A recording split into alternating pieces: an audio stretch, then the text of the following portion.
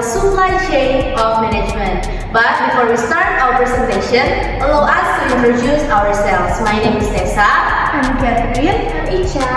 And I'm Aren. And we will start our presentation.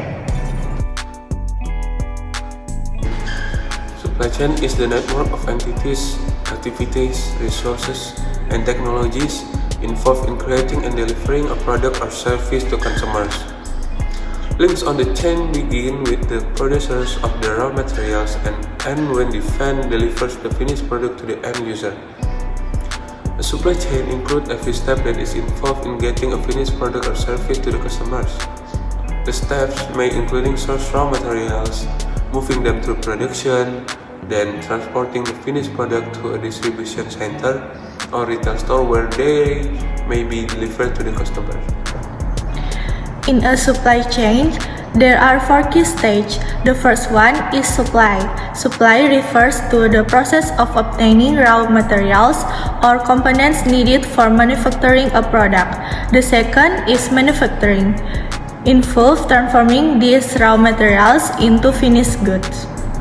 Third is distribution. Distribution covers the logistics and processes involved in getting the finished products to retailers or consumers. Lastly, consumption.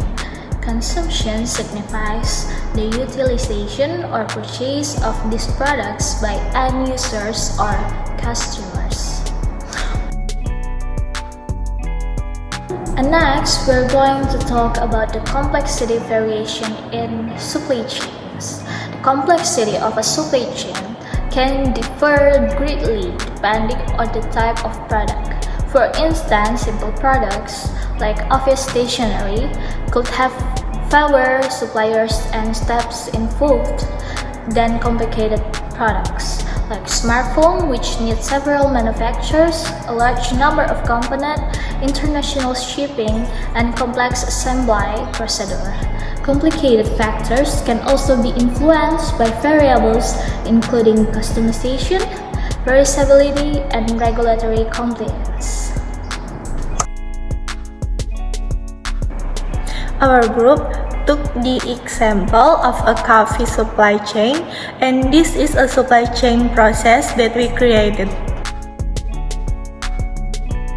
Okay guys, so right now I'm going to explain you about the supply chain of coffee that our group chose of the example of supply chain. So the first step you can see is about the planting and harvesting the coffee bean. Countries that have suitable conditions or suitable weather are the location to coffee bean farming. When the beans are mature, farmers often handpick them after they have been planted, cared for, and harvested. After harvested, coffee cherries undergo processing. The beans are extracted from the cherries to either the dry or wet method, then dried and sorted. After that, coffee beans that have been processed are then grind to produce beans that are ready to be roasted. After that, roasters then apply specific temperatures and times to transform green beans into aromatic, flavorful coffee.